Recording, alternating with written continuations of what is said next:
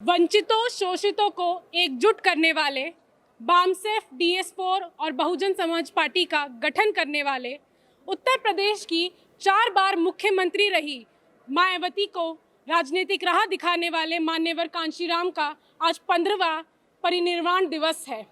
और आज उनके जो समर्थक हैं, उनकी राजनीतिक राह जो उन्होंने दिखाई, उसे मानने वाले लोग तमाम यहाँ पे इकट्ठा हुए हैं उन्हें श्रद्धांजलि देने के लिए।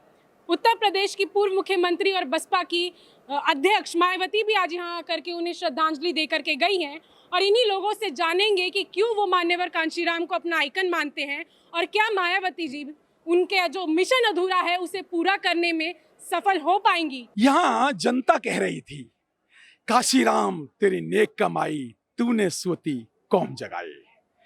मान्यवर काशीराम साहब ने 6743 जातियों की जेलों में कैद लोगों को, जो कैद लोग थे उनको जगा दिया, और जातियों की जेलों में जो घृणा पैदा थी जातियों की, उनको बहुजन समाज का निर्माण किया। और बहुजन समाज का निर्माण बाबा साहब की विचारधारा, बुद्ध की विचारधारा, फूले की विचारधारा और जो बाबा साहब के संविधान में प्रदत्त अधिकारों को जो कांग्रेस के लोग, बीजेपी के लोग 75 सालों से नहीं दे रहे थे, उन अधिकारों को दिलाने की मांग की मान्यवर काशीराम साहब ने। राजनीतिक सत्ता की चाबी किस तरह से हासिल कर करके ये बहुजन लोग, ये भारत के SC ST OBC के आज की डेट में कहा जाए तो 120 से 125 करोड़ लोग अपनी सत्ता कैसे बना सकते हैं, उन्होंने मान्यवर काशीराम साहब ने सत्ता की कुंजी लेकर के दिखाया। कांशीराम साहब कहा करते थे कि मैं तो जीवन में एक ही काम कर रहा हूं, बहुजन समाज को सत्ता की ललक पैदा करने के लिए मैं बना हूं, जीवन भर यही काम करूंगा। कांशीराम साहब की ये बहुत बड़ी आस्था आज पूरी होने जा रही है।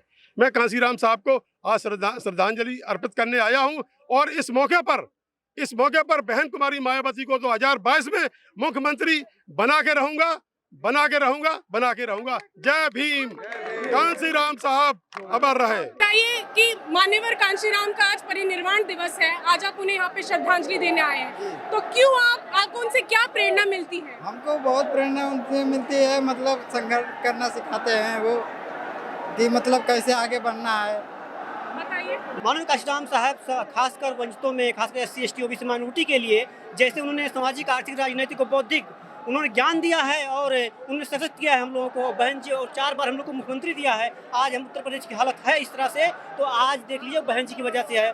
क्योंकि जितनी भी पार्टियां हैं आज कहीं ना कहीं डरी हुई हैं। ये हमारी जो भीड़ देख करके, शक्ति प्रदर्शन देख कर डरी हुई हैं। तो आने वाले समय में बहुजन समाज पार्टी सरकार बना रही है पूर्ण बहुमत की, उसमें कोई शक नहीं। और मानव साहब कांशीराम का सपना पूरा होगा, अंततः पूरा होगा। तो पहले बोला जाता था कि अंबेडकर का मिशन अधूरा, कांशीराम करेंगे पूरा।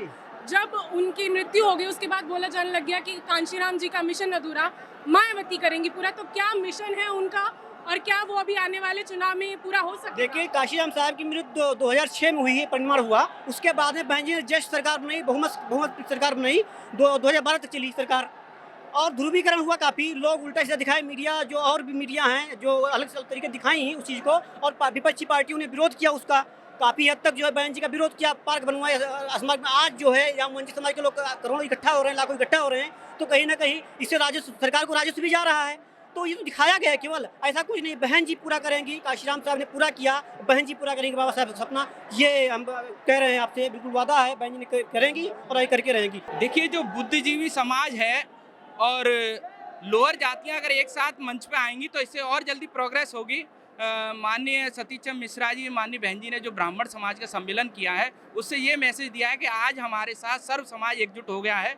चाहे वह पिछड़ी जातियां हो, चाहे शेड्यूल कास्ट हो, चाहे ST समाज हो, चाहे जनरल समाज हो, चाहे माइनॉरिटी समाज हो, सभी एक मंच पर आज विकास के लिए पूरा यूपी दौड़ रहा है। कि बहुजन समाज पार्टी सत्ता में 4 बार, उत्तर प्रदेश के जो पूरे भारत का सबसे बड़ा प्रदेश है उसके 4 बार सत्ता में आई। और आप देख रहे हैं ना, ये मान्यवर काशीराम साहब स्मारक, ये आप देख रहे हैं ना, ये आप देखिए, ये भव्य हाथी, ये देखिए, ये हाथी, ये इतना भारी स्मारक, ये मान्यवर काशीराम साहब के कार्यों की देन है, जो बहन मायावती जी ने पत्थरों में बहुजन भारत का इतिहास जो ब्राह्मणों ने कभी सच लिखा नहीं, उसको पत्थरों में लिख दिया है। अगर मान्यवर इतने बड़े थे, इतने महान थे, उनका व्यक्तित्व इतना महान था, तो उन्हें अभी तक भारत रत्न क्यों नहीं मिला इस देश में? बहुत अच्छा प्रश्न किया, और मैं बोलता यूपी का अभिनंदन करना चाहूंगा।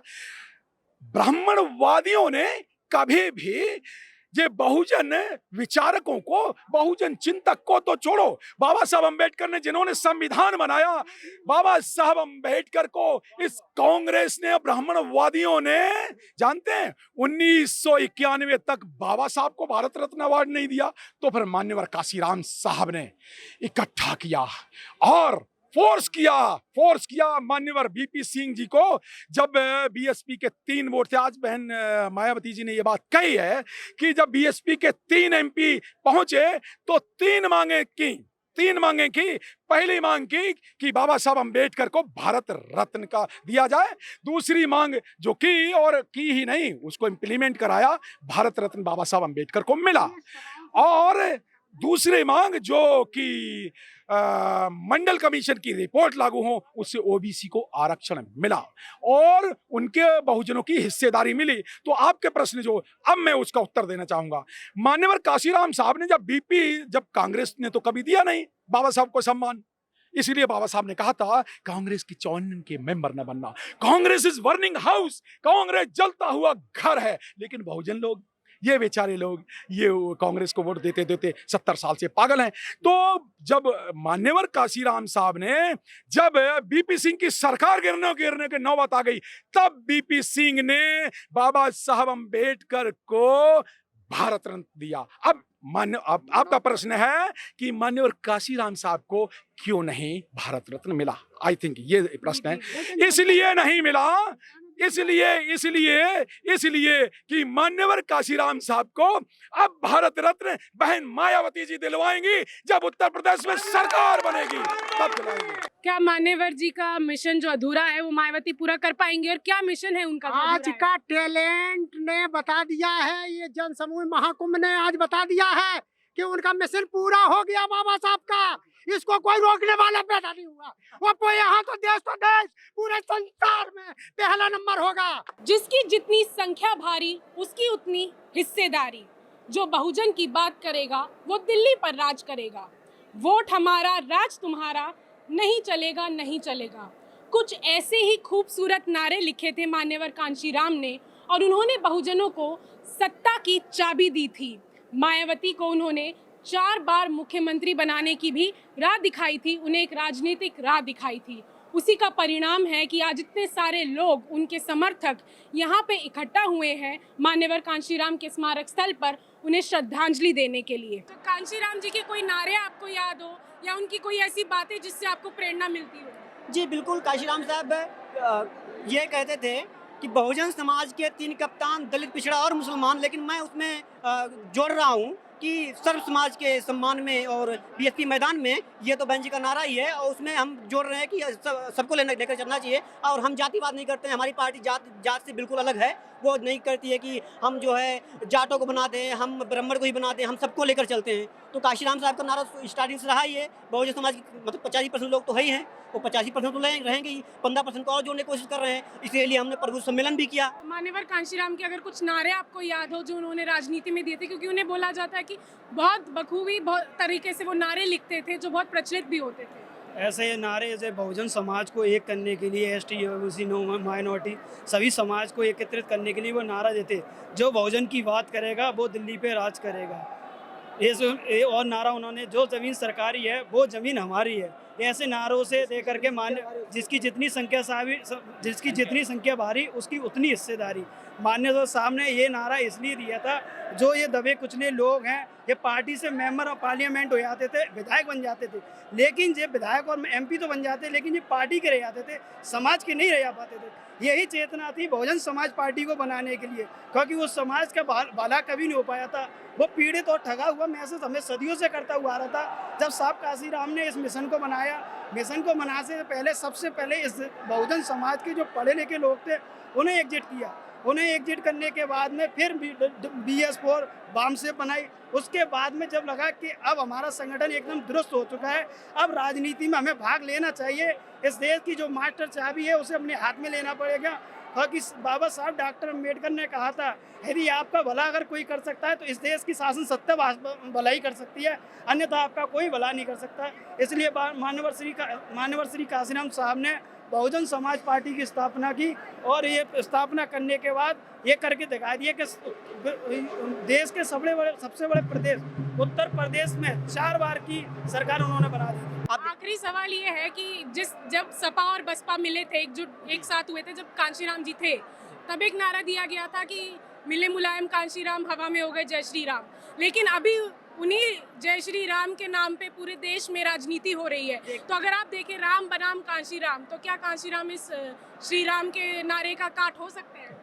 बिल्कुल हो सकते हैं। राजनीति देखिए वो जो हमारी पार्टी से गठबंधन हुआ था, सपा से गठबंधन हुआ, देखिए हम समान विचारधारा वाले हैं, उसमें तोड़ने और जोड़ने का हम तो जानते हैं आप कि भाजपा कर रही है, वो चाहे मध्य प्रदेश का हो और चाहे कर्नाटक का हो, इनको तोड़ने का काम तो करना ही है। तो तोड़ने का काम स्टालिन से की है, क्योंकि हमारे लोग को इकट्ठा देखना नहीं चाहती ना। अगर इकट्ठा जिस दिन हम इकट्ठा हो गए उस दिन हर जगह केंद्र में सरकार बना लेंगे। तो वो ये खासकर आरएसएस जैसे सरकार, आरएसएस की जो है संगठन, उनकी आतंकवादी संगठन तो कह रहे हैं कि वो नहीं देखना चाहती है, बीजेपी नहीं देखना चाहती है।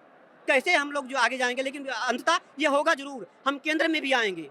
अगर जिस दिन हम अपना कैडर मजबूत कर लिए और कर भी रहे हैं, हमारे जैसे युवा चल रहे हैं, कर रहे हैं, और काशीराम साहब का, बाबा साहब का सपना पूरा करके दिखाएंगे, केंद्र में सरकार बनाएंगे हम। मैं आपको बताता हूँ, देखिए ये जो राम राम करने वाले लोग हैं, ये इन्होंने कभी काम नहीं किया, ये तोड़ फोड़ करते हैं। इन्होंने बाबरी मस्जिद तोड़ दी। अरे भाई, केंद्र में इनकी सरकार, बीजेपी की सरकार, मोदी की सरकार, और यूपी में योगी की सरकार, इन्होंने तो राम मंदिर बनाए नहीं।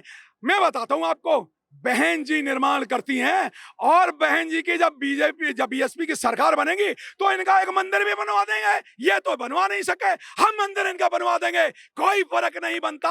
सर्वजन हिताय सर्वजन सुखाय, हम उनका भी ख्याल रखेंगे। क्या फर्क पड़ता है एक मंदिर बनने के बाद? अगर गैर बराबरी की भावना ही ब्राह्मणवाद है, अगर ये जाति प्रथा की भावना अगर खत्म हो जाए एक मंदिर बनाने से, तो हम मंदिर बनाने से भी नहीं चूकेंगे। जब इतने बड़े बड़े अम्बेडकर स्मारक बना दिए, जब मान्यवर काशीराम पार्क बना दिया, इतने हाथी बना दिए, तो क्या फर्क पड़ता है? क्या मंदिर, मैं आपसे ये बात बताऊं, अगर मंदिर बन भी जाए तो उससे क्या रोजगार मिलेगा? उससे किसी को नौकरी मिलेगी? उससे किसी का भला नहीं, किसी का भला नहीं होगा। देखिए, हम किसी जो भी जिसकी श्रद्धा है, आस्था है, आस्था पे हम किसी भी तरह का राजनीति नहीं करते। आस्था है, जिस व्यक्ति को जहाँ आस्था है उसकी आस्था का सम्मान करना चाहिए। बाकी हमारी इस देश में जो भी विकास की राजनीति है, तो माननीय बहन जी की देन है। आज पूरे वर्ल्ड में यूपी का जो स्थान है, पिछले 4 दशक से माननीय बहन जी को याद कर रहा है। वही राजनीति की मैं बात पूछ रही हूँ कि एक तरफ धर्म को ला करके भाजपा राजनीति करती है और दूसरी तरफ कांशीराम जी की राजनीति है जो विकास के ऊपर बात करते हैं, सारे समाज को एकजुट लाने की बात करते हैं। तो क्या वो चुनाव में होता दिख पाएगा? क्योंकि लगातार भारतीय जनता पार्टी कई चुनाव जीतती आई है, सत्ता पे काबिज रही है, तो क्या इस बार कुछ बदल पाएगा? देखिए, अभी माननीय बहन जी ने जैसे मंचासीन से कहा था कि हम सर्व समाज के महापुरुषों को सम्मान देंगे। सर्व समाज में जो भी आस्था है, जो भी महापुरुष हुए, जो भी आस्था के बिंदु हैं, उनको तो सम्मान देना ही देना है। उसका हमारे मिशन मूवमेंट से कोई मतलब नहीं है। मतलब का मतलब वो दोनों विचारधाराएं अलग अलग हैं। आस्था एक अलग बिंदु है और मिशन मूवमेंट एक अलग बिंदु है। मिशन मूवमेंट से हम सर्व समाज को देश की राजनीति का हिस्सेदार बना रहे हैं और इस देश में ऐसा शासन व्यवस्था देने जा रहे हैं जो सर्व समाज को तरक्की देगा।